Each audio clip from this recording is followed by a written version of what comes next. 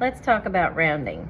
So when we round, there's two ways that I like to show how to round. One is with a number line, and the other is a little chant that we'll do. So if I was to have the number 47,253 and I wanted to round it to the nearest thousand, then I would need to decide on my number line, what are the two thousands this number is between. So an easy way to do it is to take the 47 and make it 47,000, and then 1,000 more would be 48,000. Now here's the kicker, you gotta find the midpoint. So if we're in the thousands place, the midpoint's gonna be in the hundreds place. So our midpoint is gonna be 47,500. Now we have to decide, is 47,253 less or greater?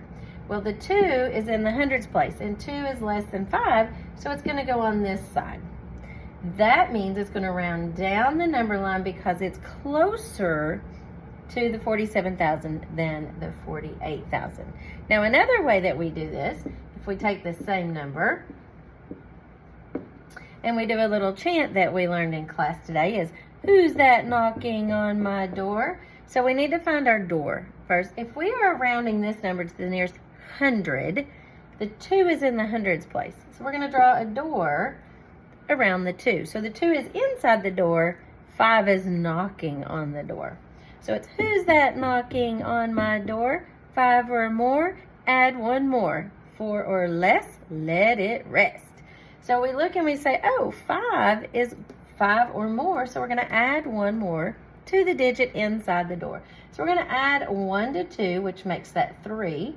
These guys don't go anywhere, but everybody outside the door turns to zeros. So 47,253 would round up to 47,300. So those are the two ways that we've learned how to round.